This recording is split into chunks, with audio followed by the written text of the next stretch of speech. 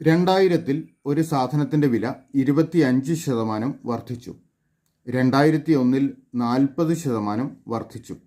2002-ൽ 30% കുറഞ്ഞു. 2003-ൻ്റെ തുടക്കത്തിൽ സാധനത്തിൻ്റെ വില 980 രൂപ ആണെങ്കിൽ 2000-ൻ്റെ തുടക്കത്തിൽ സാധനത്തിൻ്റെ വില എത്ര? ഇവിടെ ഒരു സാധനത്തിൻ്റെ വിലയ്ക്ക് 2000, 2001, 2002 ഈ വർഷങ്ങളിൽ വിലയ്ക്ക് വ്യത്യാസം വന്നിട്ടുണ്ട്. അപ്പോൾ നമുക്ക് 2000-ൻ്റെ തുടക്കത്തിലുള്ള സാധനത്തിൻ്റെ വിലയാണ് കണ്ടുപിടിക്കേണ്ടത്. അപ്പോൾ നമുക്ക് കണ്ടുപിടിക്കേണ്ട 2000-ൻ്റെ തുടക്കത്തിലുള്ള സാധനത്തിൻ്റെ വില നമുക്ക് പി എന്നെടുക്കാം. 2000-ൻ്റെ തുടക്കത്തിൽ സാധനത്തിൻ്റെ വില പി ആണ്. 2000-ൽ ഈ സാധനത്തിൻ്റെ വില 25% വർദ്ധിച്ചു. അപ്പോൾ 2000-ൻ്റെ അവസാനം ഈ സാധനത്തിൻ്റെ വില എത്ര വരും? പിയേക്കാൾ 25% കൂടെ കൂടുതലായിരിക്കും. മറ്റൊരു രീതിയിൽ പറഞ്ഞാൽ പിയുടെ 125% ആയിരിക്കും 2000-ൻ്റെ അവസാനം ഈ സാധനത്തിൻ്റെ വില. അപ്പോൾ പിയുടെ 125% എന്നുള്ളത് പി ഗുണം 100-ൽ 125 എന്ന് നമുക്ക് എഴുതാം. അപ്പോൾ 2000-ൻ്റെ അവസാനം സാധനത്തിൻ്റെ വില പി ഗുണം 100-ൽ 125. ഇനി 2001-ൽ 40% വർദ്ധിച്ചു ഈ സാധനത്തിൻ്റെ വില. അപ്പോൾ 2001 അവസാനം ഈ സാധനത്തിൻ്റെ വില 2000-ൽ ഉണ്ടായിരുന്ന വിലയേക്കാൾ 40% കൂടുതലാണ്. ഇതാണ് 2000-ലെ അവസാന വില. അപ്പോൾ ഇതിനേക്കാൾ 40% കൂടുതൽ. അതിൻ്റെ അർത്ഥം ഇതിൻ്റെ 140%ആണ് 2001 അവസാനം സാധനത്തിൻ്റെ വില. അപ്പോൾ 2001 അവസാനത്തെ സാധനത്തിൻ്റെ വില നമുക്ക് ഇങ്ങനെ എഴുതാം: പി ഗുണം 100-ൽ 125. ഇത് 2000-ലെ വില ഗുണം ഇതിൻ്റെ 140%, അതായത് ഗുണം 100-ൽ 140. അങ്ങനെ 2001 അവസാനത്തെ വില കിട്ടി. ഇനി 2002-ൽ സാധനത്തിൻ്റെ വില 30% കുറഞ്ഞു. അപ്പോൾ ഇതാണ് 2001-ലെ വില. ഇതിനേക്കാൾ 30% കുറവാണ് 2002-ലെ വില, 2002 അവസാനത്തെ വില. അപ്പോൾ 2002 അവസാനത്തെ വില കിട്ടാനായിട്ട് ഇതിനേക്കാൾ 30% കുറവ്, അതായത് ഇതിൻ്റെ 70% വരും. അപ്പോൾ പി ഗുണം 100-ൽ 125 ഗുണം 100-ൽ 140. ഇതിൻ്റെ 70% കാണാൻ ഇതിനെ 100-ൽ 70 കൊണ്ട് ഗുണിക്കുക. അപ്പോൾ ഇതാണ് 2002 അവസാനത്തെ സാധനത്തിൻ്റെ വില, അല്ലെങ്കിൽ 2003-ൻ്റെ തുടക്കത്തിലെ സാധനത്തിൻ്റെ വില.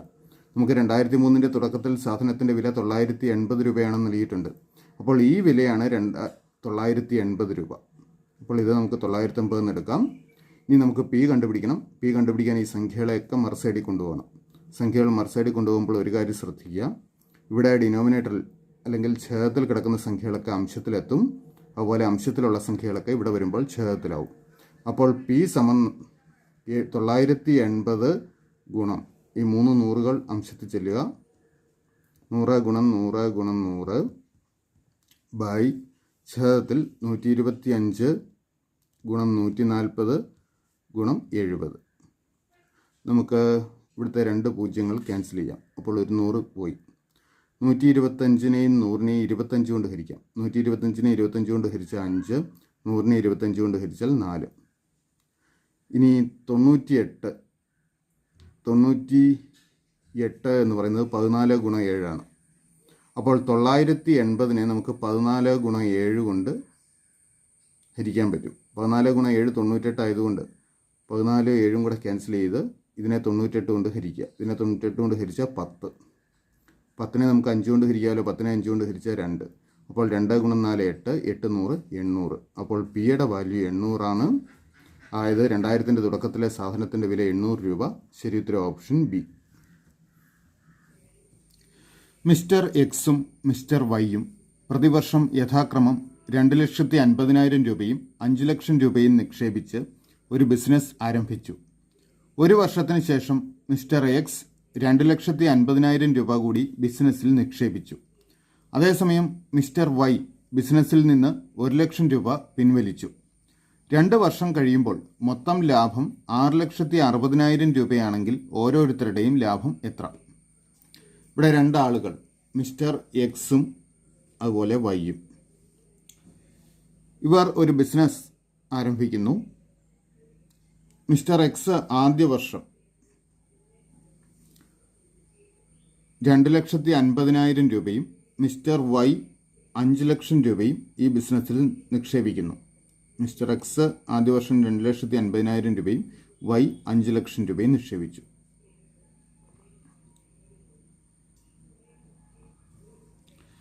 ഒരു വർഷത്തിന് ശേഷം എക്സ് 2,50,000 രൂപ കൂടി ബിസിനസ്സിൽ നിക്ഷേപിച്ചു. അതേസമയം വൈ രണ്ടാം വർഷം ബിസിനസ്സിൽ നിന്ന് 1,00,000 രൂപ പിൻവലിച്ചു. 2 വർഷം കഴിയുമ്പോൾ മൊത്തം ലാഭം 6,60,000 രൂപയാണ്. അങ്ങനെയെങ്കിൽ ഓരോരുത്തരുടെയും ലാഭം എത്രയെന്ന് കണ്ടുപിടിക്കണം. ഇവർ രണ്ടുപേരും ഒരേ രീതിയിലല്ല തുക നിക്ഷേപിച്ചിരിക്കുന്നത്. അതുകൊണ്ട് ലാഭവും ഒരേ രീതിയിൽ വീതിച്ചാൽ ശരിയാകില്ല. അപ്പോൾ ഇതിന് ഉത്തരം കണ്ടുപിടിക്കാനുള്ള എളുപ്പമാർഗ്ഗം ഇതാണ്. ആദ്യ വർഷം മിസ്റ്റർ എക്സിൻ്റെ നിക്ഷേപം ബിസിനസ്സിൽ ഇൻവെസ്റ്റ് ചെയ്തിരിക്കുന്നത് 2,50,000 രൂപയാണ്. വൈ 5,00,000 രൂപയും നിക്ഷേപിച്ചു. രണ്ടാം വർഷത്തെ നിക്ഷേപം എത്രയെന്ന് നോക്കുക. ഇവിടെ ഈ രണ്ടാം വർഷത്തെ നിക്ഷേപം കൊണ്ട് ഉദ്ദേശിക്കുന്നത് രണ്ടാം വർഷം മൊത്തം എത്ര രൂപയാണ് മിസ്റ്റർ എക്സ് ഈ ബിസിനസ്സിൽ മുടക്കിയിരിക്കുന്നത്. രണ്ടാം വർഷം അഡീഷണലായിട്ട് 2,50,000 രൂപ കൂടി ബിസിനസ്സിൽ നിക്ഷേപിച്ചിട്ടുണ്ട് എക്സ്. അപ്പോൾ ആദ്യ വർഷത്തെ 2,500,000 രണ്ടാം വർഷത്തെ 2,500,000 കൂടെ കൂട്ടുമ്പോൾ ടോട്ടൽ 5,00,000 രൂപയാണ് രണ്ടാം വർഷം എക്സിൻ്റേതായി ഈ ബിസിനസ്സിൽ മുടക്കിയിരിക്കുന്നത്. അതേസമയം വൈ രണ്ടാം വർഷം 1,00,000 രൂപ പിൻവലിക്കുകയാണ് ചെയ്തത്. അതായത് രണ്ടാം വർഷം വൈയുടേതായിട്ട് 4,00,000 രൂപയെ ബിസിനസ്സിൽ ഉള്ളൂ, മുടക്കുമുതലിലുള്ളൂ. അപ്പോൾ ഈ രീതിയിലാണ് ഇവരുടെ നിക്ഷേപം കിടക്കുന്നത്. ആദ്യ വർഷം എക്സിൻ്റേതായിട്ട് 2,50,000 രൂപയുണ്ട്, വൈയുടെ 5,00,000 രൂപയും മുടക്കിയിട്ടുണ്ട്. രണ്ടാം വർഷത്തെ ബിസിനസ്സിലുള്ള ഇൻവെസ്റ്റ്മെൻറ്റ് എന്ന് പറയുന്നത് എക്സിന് 5,00,000 രൂപയും വൈക്ക് 4,00,000 രൂപയുമാണ്. നമുക്ക് ഇത് രണ്ടും കൂടെ കൂട്ടാം. അപ്പോൾ എക്സിന് 2 വർഷം കൊണ്ട് 7,50,000 രൂപ അല്ലെങ്കിൽ 7,50,000 രൂപ കിടക്കും. വൈക്ക് 9,00,000 രൂപയും വരും. കിട്ടിയ ലാഭത്തിന് ഈ അനുപാതത്തിൽ വേണം നമ്മൾ ഈ സംഖ്യകളുടെ അംശബന്ധത്തിൽ വേണം വീതിക്കാൻ. അതായത് 7,50,000 = 9,00,000 എന്ന അംശബന്ധത്തിൽ ഭാഗിച്ചു കഴിഞ്ഞാൽ കറക്റ്റായിട്ട് ലാഭം കിട്ടും. അപ്പോൾ നമുക്ക് 7,50,000 = 9,00,000. നമുക്ക് 4 പൂജ്യങ്ങൾ രണ്ട് വശത്തും ക്യാൻസൽ ചെയ്യാം. അപ്പോൾ 75:90 എന്ന് വരും. ഈ 75ഉം 90ഉം 15ൻ്റെ ഗുണിതങ്ങളാണ്. അതുകൊണ്ട് 15 കൊണ്ട് രണ്ട് വശത്തും ഹരിക്കുന്നു. 15 5 ആണ് 75. അപ്പോൾ 5:15 6 90, 5:6 എന്ന് കിട്ടും. അപ്പോൾ കിട്ടിയ ലാഭമായ 6,60,000-നെ 5:6 എന്ന അംശബന്ധത്തിൽ ഭാഗിക്കണം. അപ്പോൾ അതിനായിട്ട് നമുക്ക് ഇതിൽ എക്സിൻ്റെ ഭാഗം 5ഉം വൈയുടെ ഭാഗം 6ഉമാണ് എന്ന് ഓർക്കുക.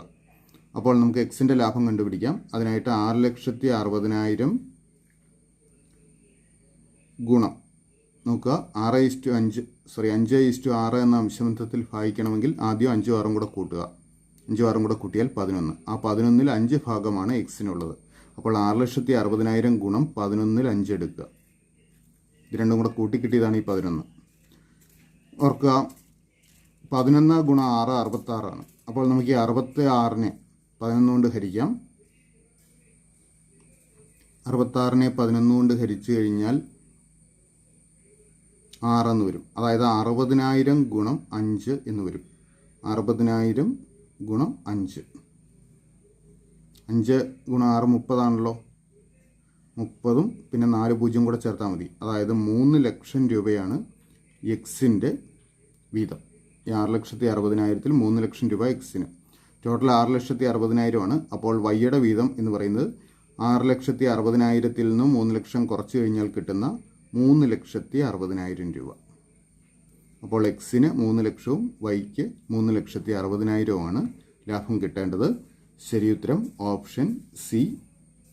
മിസ്റ്റർ എക്സിന് 3,00,000 രൂപയും വൈക്ക് 3,60,000 രൂപയും. 50 കിലോമീറ്റർ മാരത്തോൺ ഓട്ടത്തിൽ ഒരു അത്ലറ്റ് ആദ്യത്തെ 20 കിലോമീറ്റർ 5 കിലോമീറ്റർ പെർ മണിക്കൂർ വേഗത്തിലും പിന്നെ അടുത്ത 14 കിലോമീറ്റർ 7 കിലോമീറ്റർ പെർ മണിക്കൂർ വേഗത്തിലും അവസാന 16 കിലോമീറ്റർ 8 കിലോമീറ്റർ പെർ മണിക്കൂർ വേഗതയിലും ഓടുന്നു എങ്കിൽ അത്ലറ്റിൻ്റെ ശരാശരി വേഗത എത്രയാണ്? ഇവിടെ ശരാശരി വേഗത കണ്ടുപിടിക്കണം. ശരാശരി വേഗത കിട്ടണമെങ്കിൽ ആകെ സഞ്ചരിച്ച ദൂരത്തിനെ സഞ്ചരിക്കാനെടുത്ത സമയം കൊണ്ട് ഹരിക്കണം. ഇവിടെ ആകെ ദൂരം 50 കിലോമീറ്റർ ആണെന്ന് പറഞ്ഞിട്ടുണ്ട്. അപ്പോൾ മൊത്തം എത്ര സമയമെടുത്തു എന്നുള്ളത് കണ്ടുപിടിക്കണം. ഓർക്കുക ആദ്യത്തെ 20 കിലോമീറ്റർ അത് 5 കിലോമീറ്റർ പെർ മണിക്കൂർ വേഗത്തിലാണ് ഓടിയത്. അപ്പോൾ 5 കിലോമീറ്റർ പെർ മണിക്കൂർ എന്ന് പറഞ്ഞാൽ ഒരു മണിക്കൂറിൽ 5 കിലോമീറ്റർ എന്ന രീതിയിൽ. അപ്പോൾ 20 കിലോമീറ്റർ സഞ്ചരിക്കാനായിട്ട് 4 മണിക്കൂർ സമയം വേണം. 20/5 അത് 4 ആണ്. 4 മണിക്കൂർ സമയം വേണം. അടുത്ത 14 കിലോമീറ്റർ 7 കിലോമീറ്റർ പെർ മണിക്കൂർ വേഗത്തിൽ ഓടി. അപ്പോൾ 14 കിലോമീറ്റർ സഞ്ചരിച്ചത് 7 കിലോമീറ്റർ പെർ മണിക്കൂർ വേഗത്തിൽ, അതായത് 1 മണിക്കൂറിൽ 7 കിലോമീറ്റർ എന്ന രീതിയിൽ. അപ്പോൾ 14 കിലോമീറ്റർ സഞ്ചരിക്കാൻ 2 മണിക്കൂർ സമയം മതി. ഇനി അവസാന 16 കിലോമീറ്റർ സഞ്ചരിക്കാനായിട്ട് 8 കിലോമീറ്റർ പെർ മണിക്കൂർ വേഗത്തിലാണ്. 1 മണിക്കൂറിൽ 8 കിലോമീറ്ററാണ് സഞ്ചരിക്കുക. അപ്പോൾ 16 കിലോമീറ്റർ സഞ്ചരിക്കാൻ 2 മണിക്കൂർ. അപ്പോൾ മൊത്തം 4 2 6 2 8 8 മണിക്കൂർ സമയമെടുത്തു ഈ 50 കിലോമീറ്റർ സഞ്ചരിക്കാൻ. അപ്പോൾ വേഗത കണ്ടുപിടിക്കാനായിട്ട് 50നെ 8 കൊണ്ട് ഹരിച്ചാൽ മതി. 50/8. 50നെ 8 കൊണ്ട് ഹരിച്ചു കഴിഞ്ഞാൽ 6 8 48 2.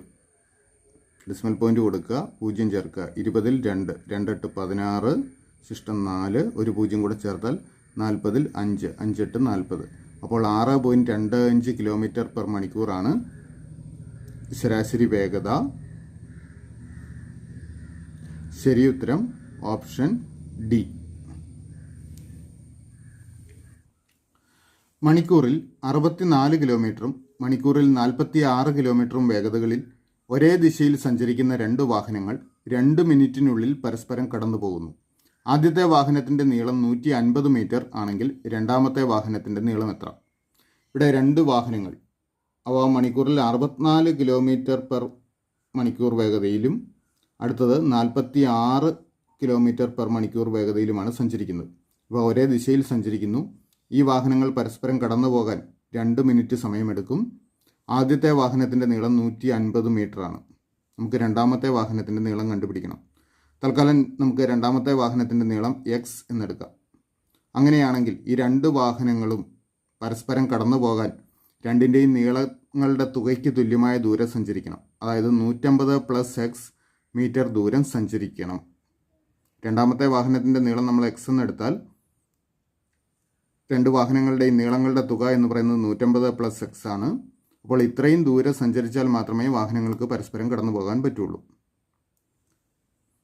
ഇനി വാഹനങ്ങൾ കടന്നു പോകാൻ 2 മിനിറ്റ് സമയമെടുത്തു എന്ന് നൽകിയിട്ടുണ്ട്. അവയുടെ വേഗതകളുമുണ്ട്. ഈ വേഗതകൾ ഉപയോഗിച്ച് നമുക്ക് ഈ 2 മിനിറ്റ് കൊണ്ട് ഈ വാഹനങ്ങൾ എത്ര ദൂരം സഞ്ചരിച്ചു എന്ന് കണ്ടുപിടിക്കാം. അവർക്ക് ആ 2 വാഹനങ്ങളും ഒരേ ദിശയിലാണ് സഞ്ചരിക്കുന്നത്. അതുകൊണ്ട് അവയുടെ ആപേക്ഷിക വേഗത എന്ന് പറയുന്നത് തന്നിരിക്കുന്ന വേഗതകളുടെ വ്യത്യാസമാണ്. അതായത് 64ൽ 46 കുറയ്ക്കുക, അപ്പോൾ 18 എന്ന് കിട്ടും. അതായത് ആപേക്ഷിക വേഗത 18 കിലോമീറ്റർ പെർ മണിക്കൂറാണ്. നമുക്കിവിടെ മീറ്ററിലാണ് അളവുകൾ വേണ്ടത്. അതുകൊണ്ട് ഈ കിലോമീറ്റർ പെർ മണിക്കൂറിൽ തന്നിരിക്കുന്ന അളവിനെ മീറ്റർ പെർ സെക്കൻഡിലേക്ക് മാറ്റാം.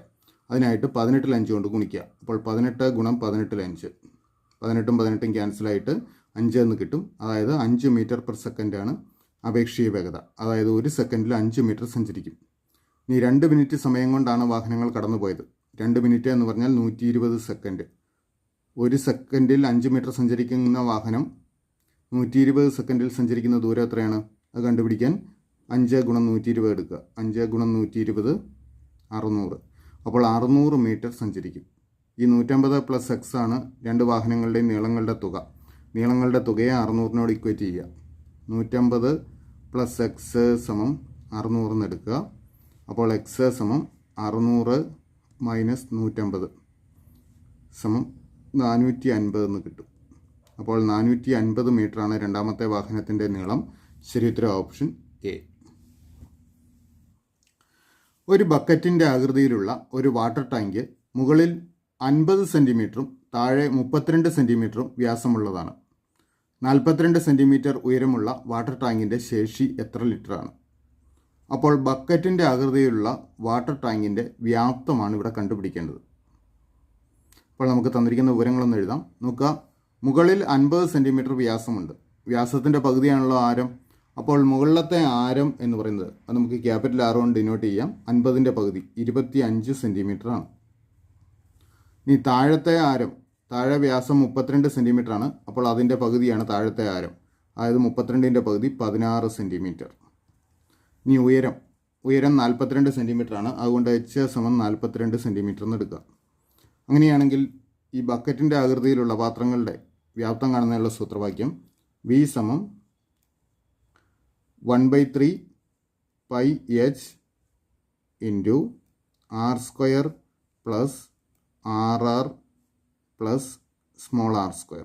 ഇതാണ്. 1/3 πh into r² plus RR plus r². അപ്പോൾ ഈ വാല്യൂസ് നമുക്ക് ഇവിടെ കൊടുക്കാം. ദാറ്റ് ഈസ് 1/3 ഇൻറ്റു പൈയുടെ വാല്യൂ 22/7 എന്ന് എടുക്കാൻ ഇവിടെ പറഞ്ഞിട്ടുണ്ട്. നമുക്ക് 22/7 എന്ന് എടുക്കാം. Into h 42 into r² 25² plus RR 25 ഗുണം 16 പ്ലസ് സ്മോൾ r², അതായത് 16² സമം ഓർക്കാം 3 ഗുണം 7 21. അപ്പോൾ 22/21 ഗുണം 42 ഇൻറ്റു നമുക്ക് ബ്രാക്കറ്റിലുള്ളതൊക്കെ വാല്യൂ എഴുതാം. 25ൻ്റെ സ്ക്വയർ 625 പ്ലസ് 25 ഗുണം 16 400 വരും പ്ലസ് 16² 256 സമം നോക്കുക 21ൻ്റെ ഇരട്ടിയാണ് 42. അപ്പോൾ 42നെ 21 കൊണ്ട് ഹരിച്ചാൽ 2 കിട്ടും. 22 ഗുണം 2 44. അപ്പോൾ 44 ഗുണം ഇത് 3 കൂടെ കൂട്ടാം 625 400 256.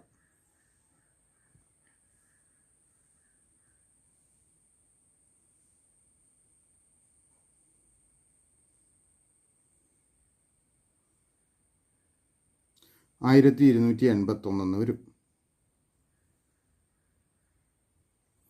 ഈ 44നെ 1281 കൊണ്ട് ഗുണിക്കുക, അല്ലെ 1281നെ 44 കൊണ്ട് ഗുണിക്കുക.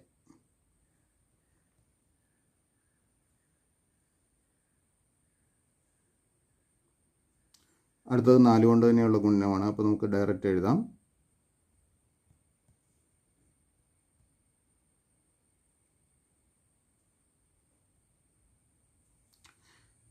5 6 3 6 4 എന്ന് വരും. ഇത് ഓർക്കുക, ഈ തന്നിരിക്കുന്ന അളവെല്ലാം സെൻറ്റിമീറ്ററിലാണ്. അപ്പോൾ ഇത്രയും സെൻറ്റിമീറ്റർ ക്യൂബാണ് ഇതിൻ്റെ വോളിയം. നമുക്ക് ലിറ്ററിലാണ് വേണ്ടത്. സെൻറ്റിമീറ്റർ ക്യൂബിനെ ലിറ്ററിലാക്കണമെങ്കിൽ നമുക്ക് 1000 കൊണ്ട് ഹരിക്കണം. 1000 കൊണ്ട് ഹരിക്കാൻ 3 സ്ഥാനം ഇടത്തോട്ട് മാറ്റി ഡെസിമൽ പോയിൻ്റ് കൊടുത്താൽ മതി. അതായത് 56.364 ലിറ്റർ ആയിരിക്കും ഇതിൻ്റെ വ്യാപ്തം. അപ്പോൾ ശരി ഉത്തരം ഓപ്ഷൻ ബി 56.364 ലിറ്റർ. ഒരു ഭാഷയിൽ കേരളത്തെ OIVEPE എന്ന് സൂചിപ്പിക്കുന്നു. അതേ ഭാഷയിൽ ഒറീസ എന്നത് എങ്ങനെയാണ് സൂചിപ്പിക്കുന്നത്? അപ്പോൾ ഒരു കോഡ് ഭാഷ, അതിൽ കേരളത്തിൻ്റെ കോഡ്, കേരള എന്നുള്ള വാക്കിൻ്റെ കോഡ് OIVEPE എന്നാണ്. ഇതേ കോഡ് ഭാഷയിൽ ഒറീസ എന്ന വാക്കിൻ്റെ കോഡ് എന്താണെന്നാണ് കണ്ടുപിടിക്കേണ്ടത്. അപ്പോൾ ഇത് അക്ഷരമാലയിലെ അക്ഷരങ്ങൾ ഉപയോഗിച്ചുള്ള ഒരു കോഡാണ്. അതുകൊണ്ട് നമുക്ക് ആദ്യം അക്ഷരമാല ഒന്ന് എഴുതുകയാണെങ്കിൽ സൗകര്യമുണ്ട്. എന്ത് മാറ്റമാണ് വന്നിരിക്കുന്നതെന്ന് നോക്കാം.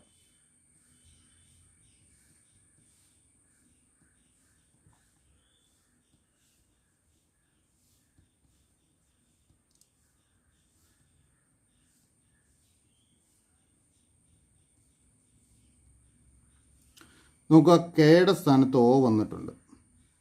കെയുടെ സ്ഥാനത്ത് O. കെ കഴിഞ്ഞുള്ള 4ാമത്തെ അക്ഷരമാണ് O. ഇയുടെ സ്ഥാനത്ത് I. ഇ കഴിഞ്ഞുള്ള 4ാമത്തെ അക്ഷരമാണ് I. ആറിൻ്റെ സ്ഥാനത്ത് V വന്നു. 6 കഴിഞ്ഞുള്ള 4ാമത്തെ അക്ഷരമാണ് V. അപ്പോൾ ഓരോന്നും അതിന് ശേഷം വരുന്ന 4ാമത്തെ അക്ഷരത്തിലേക്ക് പോവുകയാണെന്ന് തോന്നുന്നു. എയുടെ സ്ഥാനത്ത് E വന്നു. ഓർക്കുക, എ കഴിഞ്ഞുള്ള 4ാമത്തെ അക്ഷരമാണ് ഇ. എല്ലിൻ്റെ സ്ഥാനത്ത് പി. അതും കൂടെ നോക്കിയേക്കാം. എല്ല് കഴിഞ്ഞുള്ള 4ാമത്തെ അക്ഷരമാണ് പി. എയുടെ സ്ഥാനത്ത് ഇ. അത് 4ാമത്തെ അക്ഷരം. അപ്പോൾ ഒറീസയിലെ കോഡ് കാണാനായിട്ട് ഇതിലെ ഓരോ അക്ഷരത്തിനും ശേഷം വരുന്ന 4ാമത്തെ അക്ഷരം എഴുതിയാൽ മതി. അപ്പോൾ ഒയ്ക്ക് ശേഷം വരുന്ന 4ാമത്തെ അക്ഷരം എസ് ആണ്. അപ്പോൾ ആദ്യത്തേത് എസ് എഴുതുക. ആറിൻ്റെ സ്ഥാനത്ത് ബി ആണ് കൊടുക്കേണ്ടത്, നേരത്തെ കണ്ടു. ഐക്ക് ശേഷം വരുന്ന 4ാമത്തെ അക്ഷരം എം. അപ്പോൾ SVMൽ തുടങ്ങുന്ന ഒരെണ്ണമായിരിക്കണം കോഡ്. നമുക്ക് നൽകിയിരിക്കുന്ന ഓപ്ഷൻസിൽ SV തുടങ്ങുന്ന 2 ഉള്ളൂ. SVM വരുന്നത് ഓപ്ഷൻ സിയിൽ മാത്രമേ ഉള്ളൂ. അപ്പോൾ ഇതിൻ്റെ കോഡാകാൻ സാധ്യതയുള്ള ഓപ്ഷൻ സി മാത്രമാണ്. നമുക്ക് മാർക്ക് ചെയ്യാം. ഓപ്ഷൻ സി SVMWWE ആയിരിക്കും. വേണമെങ്കിൽ നമുക്ക് നോക്കാം. എസിൻ്റെ കോഡ് W ആണ്. അപ്പോൾ WW എയുടെ കോഡ് E ആണെന്ന് കണ്ടു. SVNWWE. ശരി ഉത്തരം ഓപ്ഷൻ സി. തന്നിരിക്കുന്ന ശ്രേണിയിലെ അടുത്ത പദം ഏത്? 14, 34, 133, 352 ഡാഷ്. അപ്പോൾ ഈ ശ്രേണിയിലെ അടുത്ത പദം കാണണമെങ്കിൽ ഈ തന്നിരിക്കുന്ന പദങ്ങളുടെ പ്രത്യേകത നോക്കണം. ഇതിൻ്റെ പ്രത്യേകത ഇത്രയേ ഉള്ളൂ. നോക്കുക, 8 + 6 ആണ് 14. 27 + 7 34 ആണ്. 125 + 8 ആണ് 133. 343 + 9 ആണ് 352. ഈ 8, 27, 125, 343 ഇതിൻ്റെയൊക്കെ പ്രത്യേകത നമുക്ക് പെട്ടെന്നറിയാം. 8 എന്ന് പറഞ്ഞാൽ 2ൻ്റെ ക്യൂബാണ്. 2 ക്യൂബ് + 6, 27 3 ക്യൂബ്. 3 ക്യൂബ് + 7 ഇത് 5ൻ്റെ ക്യൂബ്. 5 ക്യൂബ് + 8 ഇത് 7ൻ്റെ ക്യൂബ്. 7ൻ്റെ ക്യൂബ് + 9. നോക്കുക, 2, 3, 5, 7 ഇതെല്ലാം അഭാജ്യ സംഖ്യകൾ അഥവാ പ്രൈം നമ്പേഴ്സാണ്. അപ്പോൾ അടുത്ത് വരേണ്ടത് അടുത്ത പ്രൈം നമ്പറാണ്. 2, 3, 5, 7 അതിനുശേഷം വരുന്ന പ്രൈം നമ്പർ 11 ആണ്. അപ്പോൾ 11ൻ്റെ ക്യൂബിനോടുകൂടി കൂട്ടിയിരിക്കുന്ന സംഖ്യ നോക്കുക. 6, 7, 8, 9, 10. 10 കൂട്ടണം. അപ്പോൾ 11 ക്യൂബ് + 10 ആണ് അടുത്ത സംഖ്യ. 11ൻ്റെ ക്യൂബ് അല്ലെങ്കിൽ 11 3 തവണ ആവർത്തിച്ച് ഗുണിച്ചാൽ 1331 കിട്ടുക. അതിനോട് 10 കൂട്ടിയാൽ 1341. അപ്പോൾ അടുത്ത സംഖ്യ 1341. ശരി ഉത്തരം ഓപ്ഷൻ ഡി. ഒരു കുടുംബ ചടങ്ങിനിടെ ഒരു സ്ത്രീ ഒരു പുരുഷനെ ചൂണ്ടി പറയുന്നു, എൻ്റെ അമ്മ അവൻ്റെ അമ്മയുടെ ഏക മകളാണ്. ആ സ്ത്രീക്ക് ആ പുരുഷനുമായുള്ള ബന്ധം എന്താണ്? ഇവിടെ ഇത് പറയുന്ന സ്ത്രീ എന്താണ് പറയുന്നത്? സ്ത്രീയുടെ അമ്മ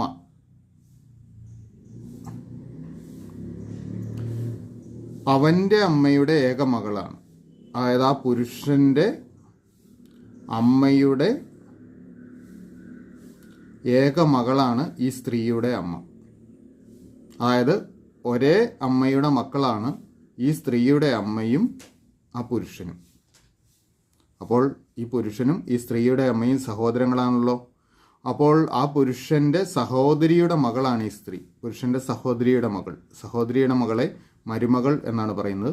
അപ്പോൾ ആ പുരുഷൻ്റെ മരുമകളാണ് ഈ സ്ത്രീ. ശരി ഉത്തരം ഓപ്ഷൻ എ, മരുമകൾ. M, N, O എന്നിവ ഒരു നഗരത്തിലെ 3 പട്ടണങ്ങളാണ്. N എമ്മിൽ നിന്ന് 20 കിലോമീറ്റർ കിഴക്കും O എമ്മിൽ നിന്ന് 15 കിലോമീറ്റർ തെക്കും ആണെങ്കിൽ Nനും Oയ്ക്കും ഇടയിലുള്ള ദൂരം എത്ര? അപ്പോൾ ഇത് ഡയറക്ഷൻസ് ഉൾപ്പെടുന്ന ഒരു പ്രോബ്ലമാണ്. നമുക്ക് ഡയറക്ഷൻസ് ഒന്ന് മാർക്ക് ചെയ്യാം. East, west, north, south. അപ്പോൾ NO ഈ 2 സ്ഥലങ്ങളുടെയും എമ്മിൽ നിന്നുള്ള ദൂരം നൽകിയിട്ടുണ്ട്. നമുക്ക് M മാർക്ക് ചെയ്യാം. ഇതായിക്കോട്ടെ M. N എമ്മിൽ നിന്ന് 20 കിലോമീറ്റർ കിഴക്കാണ്. അപ്പോൾ കിഴക്കോട്ട് 20 കിലോമീറ്റർ. അപ്പോൾ ഇതാണ് N, 20 കിലോമീറ്റർ. O എമ്മിൽ നിന്ന് 15 കിലോമീറ്റർ തെക്കാണ്. എമ്മിൽ നിന്ന് 15 കിലോമീറ്റർ തെക്കാണ് O. അങ്ങനെയെങ്കിൽ Nനും Oയും തമ്മിലുള്ള ദൂരമാണ് കണ്ടുപിടിക്കേണ്ടത്. നോക്കുക, ഇതൊരു മട്ടത്രികോണമാണ്. ഇത് കംപ്ലീറ്റ് ചെയ്ത് കഴിഞ്ഞാൽ ഒരു മട്ടത്രികോണമാണ്. അപ്പോൾ ആ മട്ടത്രികോണത്തിൻ്റെ കർണം ആണ് ON. അതാണ് നമുക്ക് കണ്ടുപിടിക്കേണ്ടത്. നമുക്ക് പൈതഗോറസ് തിയറം ഉപയോഗിക്കാം. അതായത് ON = √OM² + MN² എന്ന് വരും. അതായത് √OM എത്രയാണ്? 15. 15² + MN 20. 20² = √15ൻ്റെ സ്ക്വയർ 225ഉം 20ൻ്റെ സ്ക്വയർ 400. അപ്പോൾ √625 എന്ന് വരും. 25ൻ്റെ സ്ക്വയറാണ് 625, അതായത് 25. അപ്പോൾ ON എന്ന് പറയുന്നത് 25 കിലോമീറ്ററാണ്. ശരി ഉത്തരം option B, 25 kilometre. A, B, C എന്നിവ ഒരു പ്രദേശത്തെ 3 സ്ഥാപനങ്ങളാണ്. എയിൽ ഓരോ 45 മിനിറ്റിലും, ബിയിൽ 1 മണിക്കൂർ ഇടവിട്ടും, സിയിൽ ഓരോ 2 മണിക്കൂറിലും ബെൽ മുഴങ്ങുന്നു. 3 സ്ഥാപനങ്ങളിലും രാവിലെ 9-ന് ആദ്യത്തെ ബെൽ മുഴങ്ങുകയാണെങ്കിൽ അവയെല്ലാം ഒരുമിച്ച് ഏത് സമയത്താണ് അടിക്കുന്നത്? അപ്പോൾ 3 സ്ഥാപനങ്ങളിലും രാവിലെ 9-ന് ഒരുമിച്ച് ബെൽ മുഴങ്ങുകയാണെങ്കിൽ പിന്നീട് അവയെല്ലാം ഒരുമിച്ച് മുഴങ്ങുന്നത് എപ്പോഴാണ് എന്നാണ് കണ്ടുപിടിക്കേണ്ടത്. അപ്പോൾ എയിൽ 45 മിനിറ്റ് ഇടവിട്ടാണ് ബെല്ലടിക്കുന്നത്. ബിയിൽ 1 മണിക്കൂർ എന്ന് പറഞ്ഞാൽ 60 മിനിറ്റ് ഇടവിട്ട്. സിയിൽ 2 മണിക്കൂറിലും ബെല്ലടിക്കും, ഓരോ 2 മണിക്കൂറിലും. 2 മണിക്കൂർ എന്ന് പറയുമ്പോൾ 120 മിനിറ്റ്, ഓരോ 120 മിനിറ്റിലും ബെല്ലടിക്കും. അപ്പോൾ ഇത് 3 കൂടി രാവിലെ 9 മണിക്ക് ഒരുമിച്ച് മുഴങ്ങി. വീണ്ടും ഇവയെല്ലാം ഒരുമിച്ച് മുഴങ്ങുന്നത് 3 സ്ഥാപനങ്ങളിലും ഒരുമിച്ച് ബെല്ലടിക്കുന്നത് എപ്പോഴാണ് എന്നാണ് കണ്ടുപിടിക്കേണ്ടത്. അപ്പോൾ 9 മണിക്ക് ശേഷം എത്ര മണിക്കൂർ കഴിയുമ്പോൾ ഇവ ഒരുമിച്ച് ബെല്ലടിക്കും, ഈ 3 സ്ഥാപനങ്ങളിലും ഒരുമിച്ച് ബെല്ലടിക്കും എന്ന് കണ്ടുപിടിക്കാൻ ഈ 3 സംഖ്യകളുടെ ലസാഗു കണ്ടാൽ മതി. 9 മണിക്ക് ശേഷം എത്ര മണിക്കൂർ കഴിയുമ്പോൾ, അല്ലെ എത്ര മിനിറ്റുകൾ കഴിയുമ്പോൾ ഈ 3 സ്ഥാപനങ്ങളിലും ഒരുമിച്ച് ബെൽ മുഴങ്ങും എന്ന് കണ്ടുപിടിക്കാൻ 45, 60, 120 ഇവയുടെ ലസാഗു കാണുക. അപ്പോൾ ലസാഗു കാണുമ്പോൾ നമുക്ക് ക്രിയ ചെയ്യാൻ സൗകര്യത്തിനായിട്ട് ഇവിടെ നോക്കുക, 60-ന്റെ ഇരട്ടിയാണ് 120, അല്ലെങ്കിൽ 60-ന്റെ ഒരു ഗുണിതമാണ് 120. അതുകൊണ്ട് നമുക്ക് 60-നെ ഒഴിവാക്കി 45-ന്റെയും 120-ന്റെയും മാത്രം ലസാഗു കണ്ടുപിടിച്ചാൽ മതി. 45, 120 ഇവയുടെ മാത്രം ലസാഗു എടുത്താൽ മതി. അതുതന്നെയായിരിക്കും 45, 60, 120 ഈ 3 സംഖ്യകളെടുത്ത് ക്രിയ ചെയ്താലും കിട്ടുന്ന ലസാഗു. അപ്പോൾ ലസാഗു കാണാനായിട്ട് നമുക്ക് പൊതുഘടകങ്ങൾ എടുക്കാം. വലിയ ഘടകം എടുക്കുമെങ്കിൽ സൗകര്യമുണ്ട്. നോക്കുക, ഇതെല്ലാം 15-ന്റെ ഗുണിതങ്ങളാണ്. അപ്പോൾ നമുക്ക് 15 കൊണ്ട് തന്നെ ഹരിക്കാം. 45-നെ 15 കൊണ്ട് ഹരിച്ചു കഴിഞ്ഞാൽ 3, 120-നെ 15 കൊണ്ട് ഹരിച്ചാൽ 60-ൽ 4 തവണയാണ്, അപ്പോൾ 120-ൽ 8 തവണ. അപ്പോൾ ലസാഗു കിട്ടാനായിട്ട് 15 ഗുണം 3 ഗുണം 8 കാണുക. 15 3 45 ഗുണം 8 എന്ന് വരും. 15 3 45, അതിനെ 8 കൊണ്ട് ഗുണിക്കാം. 45 ഗുണം 8 എത്ര വരും?